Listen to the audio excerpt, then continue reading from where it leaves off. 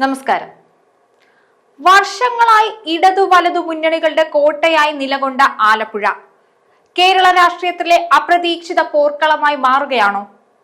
കഴിഞ്ഞ ലോക്സഭാ തെരഞ്ഞെടുപ്പുകളിൽ നേടിയ വോട്ട് വിഹിതത്തിലെ റെക്കോർഡ് മുന്നേറ്റത്തിന്റെ പിൻബലത്തിൽ BJPയും NDAയും ആലപ്പുഴ ജില്ലയെ തങ്ങളുടെ അടുത്ത ലക്ഷ്യസ്ഥാനമായി പ്രഖ്യാപിച്ചിരിക്കുന്നു. എന്തുകൊണ്ടാണ് ഇപ്പോൾ ആലപ്പുഴ? കേന്ദ്ര പദ്ധതികൾ, കുട്ടനാട്ടിലെ കാർഷിക പ്രശ്നങ്ങൾ, എയിംസ് പ്രഖ്യാപനം, ഇതിനെല്ലാം അപ്പുറം ശോഭാ സുരേന്ദ്രൻ അടക്കമുള്ള പ്രമുഖ നേതാക്കളെ കായംകുളം, കുട്ടനാട് മണ്ഡലങ്ങളിലേക്ക് ഇറക്കാനുള്ള നീക്കത്തിന് പിന്നിലെ മാസ്റ്റർ പ്ലാൻ എന്താണ്? ആലപ്പുഴയിൽ ഒരു താമര വിപ്ലവം സാധ്യമായാൽ അത് കേരളത്തിന്റെ രാഷ്ട്രീയ ഭൂപടത്തിൽ വരുത്തുന്ന മാറ്റങ്ങൾ എത്ര വലുതായിരിക്കും? വരും തദ്ദേശ നിയമസഭാ തെരഞ്ഞെടുപ്പുകളിൽ ഈ ത്രികോണ മത്സരം നിലവിലെ അധികാര സമവാക്യങ്ങളെ എങ്ങനെയാണ് തകർത്തെറിയാൻ പോകുന്നത്? കായംകുളം, കുട്ടനാട്, ഹരിപ്പാട് തുടങ്ങിയ മണ്ഡലങ്ങളിൽ പ്രമുഖ നേതാക്കളെ തന്നെ മത്സരിപ്പിക്കാനും നീക്കമുണ്ട്. ലോക്സഭാ തെരഞ്ഞെടുപ്പിൽ 2,90,000-ത്തിലധികം വോട്ട് നേടി ശ്രദ്ധേയമായ ശോഭാ സുരേന്ദ്രൻ കായംകുളത്ത് മത്സരിക്കാൻ സാധ്യതയുണ്ട്. കൂടാതെ BDJS അധ്യക്ഷൻ തുഷാർ വെള്ളാപ്പള്ളി കുട്ടനാട്ടിൽ പോരാട്ടത്തിന് ഇറങ്ങിയേക്കുമെന്നും റിപ്പോർട്ടുകളുണ്ട്. ഈ തന്ത്രപരമായ സ്ഥാനാർത്ഥി നിർണയത്തിലൂടെയും സംസ്ഥാന നേതൃത്വത്തിന്റെ ഏകോപന സമിതി വഴിയുള്ള ചിട്ടയായ പ്രവർത്തനത്തിലൂടെയും പരമ്പരാഗത മുന്നണികളെ തകർത്ത് അധികാരം പിടിച്ചെടുക്കാനാണ് NDAയുടെ ശ്രമം. ആലപ്പുഴയിലെ ഈ ത്രികോണ പോരാട്ടം വരും തിരഞ്ഞെടുപ്പുകളുടെ ഗതി നിർണയിക്കും എന്നതിൽ സംശയമില്ല. കുറച്ചുകാലം മുമ്പ് വരെ വലിയ പ്രതീക്ഷയൊന്നുമില്ലായിരുന്ന ആലപ്പുഴയിൽ ശ്രദ്ധ കേന്ദ്രീകരിക്കാൻ BJPക്ക് പ്രചോദനമായത് കഴിഞ്ഞ 2 ലോക്സഭാ തെരഞ്ഞെടുപ്പുകളിലെയും നിയമസഭാ തെരഞ്ഞെടുപ്പുകളിലെയും പുരോഗതിയാണ്. ജില്ലയിൽ NDA പ്രതീക്ഷയർപ്പിക്കുന്ന നിയമസഭാ സീറ്റുകളിൽ പ്രമുഖ നേതാക്കൾ മത്സരിച്ചേക്കാമെന്നും സൂചനയുണ്ട്. ലോക്സഭാ തെരഞ്ഞെടുപ്പിൽ ശോഭാ സുരേന്ദ്രൻ 2ാം സ്ഥാനത്തെത്തിയ കായംകുളം അതിലേറെ പ്രധാനമാണ്. ശോഭ തന്നെ അവിടെ മത്സരിക്കാനുള്ള സാധ്യത BJP നേതാക്കൾ തള്ളിക്കളയുന്നില്ല. സിറ്റിംഗ് സീറ്റിൽ LDF ആരെ മത്സരിപ്പിക്കുമെന്നതും ഇക്കാര്യത്തിൽ പരിഗണിക്കും. കഴിഞ്ഞ ലോക്സഭാ തെരഞ്ഞെടുപ്പിൽ ശോഭാ സുരേന്ദ്രൻ നേടിയ 2,95,841 വോട്ടുകൾ പാർട്ടിയുടെ ഏറ്റവും മികച്ച പ്രകടനമാണ്. 2019 ഡോക്ടർ KS രാധാകൃഷ്ണനും 1,87,729 വോട്ടുകൾ നേടി. 2019 തെരഞ്ഞെടുപ്പിൽ 17.22% NDAയുടെ വോട്ട് വിഹിതം ശോഭ 28.3% ഉയർത്തി. അതോടെ സംസ്ഥാനത്ത് NDA വോട്ട് വിഹിതം ഏറ്റവും കൂടിയ മണ്ഡലമായി ആലപ്പുഴ മാറി.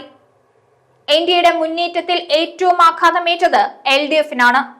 അവർക്ക് കുറഞ്ഞത് 8.7% വോട്ടുകളാണ്. വിജയിച്ചെങ്കിലും UDFന്റെ വോട്ട് വിഹിതത്തിലും 1.74% കുറവുണ്ടായിരുന്നു. കഴിഞ്ഞ ലോക്സഭാ തെരഞ്ഞെടുപ്പിൽ ആലപ്പുഴയിലെ പ്രത്യേക രാഷ്ട്രീയ സാഹചര്യത്തിലുണ്ടായ ധ്രുവീകരണത്തിൽ BJP വോട്ടുകൾ കുത്തനെ ഉയർന്നിരുന്നു. 2014 തെരഞ്ഞെടുപ്പിൽ 4.31% വോട്ട് വിഹിതം 2019 ആയപ്പോഴേക്കും 17.22% ഉയർന്നു. അതായത് 12.91% വർധനവുണ്ടായി. എന്നാൽ 2019 തെരഞ്ഞെടുപ്പിൽ അത്തരമൊരു സാഹചര്യം ഇല്ലാതിരുന്നിട്ടും ശോഭാ സുരേന്ദ്രൻ 3 ലക്ഷത്തിനടുത്ത് വോട്ടുകൾ നേടി. 2 നിയമസഭാ മണ്ഡലങ്ങളിൽ LDFനെ പിന്തള്ളി രണ്ടാമതും എത്തി. കഴിഞ്ഞ തെരഞ്ഞെടുപ്പിന് ശേഷം ചിട്ടയായി നടത്തിയ പ്രവർത്തനങ്ങൾക്കൊപ്പം ശോഭാ സുരേന്ദ്രന്റെ വരവും തീരദേശം കേന്ദ്രീകരിച്ചുള്ള പ്രവർത്തനങ്ങളും സാഹചര്യം കൂടുതൽ അനുകൂലമാക്കി കൊടുത്തു. 2014 ലോക്സഭാ തെരഞ്ഞെടുപ്പിൽ പാലക്കാടും 2019 ആറ്റിങ്ങലിലും സമാനമായ പ്രകടനം നടത്തി മുന്നണികളെ ഞെട്ടിച്ചിട്ടുണ്ട് ശോഭാ സുരേന്ദ്രൻ. 2019 BJP 68,804 വോട്ട് നേടിയ പാലക്കാട് മണ്ഡലത്തിൽ 2014 ശോഭ നേടിയത് 1,57,553 വോട്ടാണ്.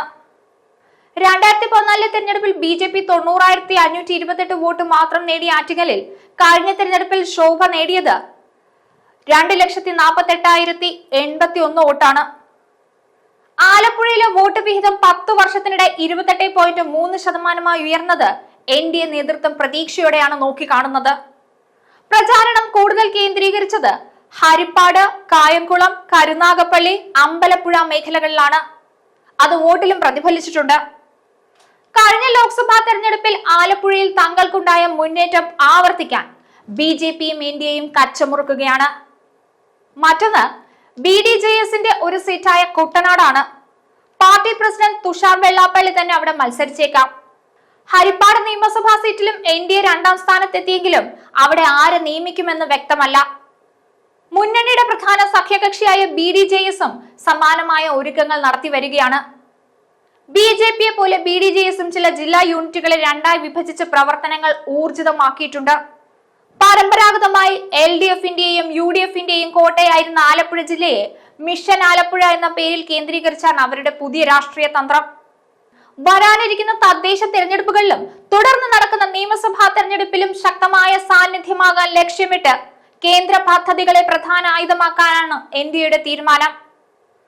ആലപ്പുഴയിൽ AIM സ്ഥാപിക്കുന്നതിനെ കുറിച്ചുള്ള കേന്ദ്രമന്ത്രി സുരേഷ് ഗോപിയുടെ പ്രസ്താവനകളും കുട്ടനാട്ടിലെ നെൽകൃഷി പ്രശ്നങ്ങൾ പരിഹരിക്കാൻ കേന്ദ്ര കൃഷിമന്ത്രി തന്നെ നേരിട്ടെത്തുമെന്ന പ്രഖ്യാപനവും ഈ രാഷ്ട്രീയ നീക്കത്തിന്റെ ഭാഗമായിട്ട് വേണം കാണാൻ.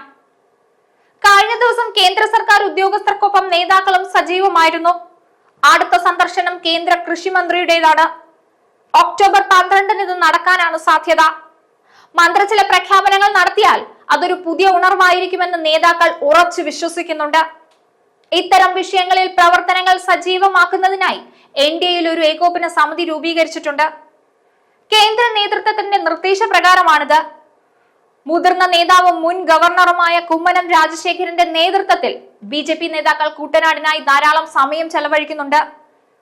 ജില്ലയുടെ അയൽ മണ്ഡലമായ തിരുവല്ലയിലും പാർട്ടി പ്രത്യേക ശ്രദ്ധ ചെലുത്തുന്നുണ്ട്.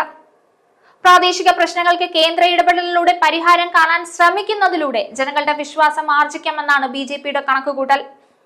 ഇതിലൂടെ LDF, UDF സർക്കാരുകൾ പ്രാദേശിക വിഷയങ്ങളിൽ കാണിക്കുന്ന അനാസ്ഥ തുറന്നു കാട്ടാനും BJP ശ്രമിക്കുന്നുണ്ട്. ആലപ്പുഴയെ ലക്ഷ്യമിട്ടുള്ള NDAയുടെ ഈ തന്ത്രപരമായ നീക്കങ്ങൾ കേരള രാഷ്ട്രീയത്തിലെ നിലവിലെ സമവാക്യങ്ങളെ വെല്ലുവിളിക്കുമെന്നതിൽ സംശയമില്ല. കേന്ദ്ര പദ്ധതികളുടെ സ്വാധീനം, പ്രമുഖ സ്ഥാനാർത്ഥികളുടെ സാന്നിധ്യം, പ്രാദേശിക വിഷയങ്ങളിലെ സജീവമായ ഇടപെടൽ എന്നിവയിലൂടെ തദ്ദേശ നിയമസഭാ തെരഞ്ഞെടുപ്പുകളിൽ ഒരു നിർണായക ശക്തിയായി മാറാനാണ് BJPയുടെ ശ്രമം. LDF-നും UDF-നും എതിരെ ഉയർന്നു വരുന്ന ഈ ത്രികോണ മത്സരം ഇനി ആലപ്പുഴയുടെ വികസന കാര്യങ്ങളിലും രാഷ്ട്രീയ ഭാവനയിലും വലിയ മാറ്റങ്ങൾ കൊണ്ടുവരുമോ എന്ന് വരും ദിവസങ്ങളിൽ അറിയാം. വരാനിരിക്കുന്ന തദ്ദേശ നിയമസഭാ തെരഞ്ഞെടുപ്പുകളിൽ ആലപ്പുഴയിൽ ഒരു താമര വിപ്ലവം സാധ്യമായാൽ അത് കേരളത്തിലെ ഇടതു വലതു മുന്നണികളുടെ ആധിപത്യത്തിന് കിട്ടിയ കനത്ത പ്രഹരമായിരിക്കും. ന്യൂസ് ഡെസ്ക് ഈനാട് മലയാളം.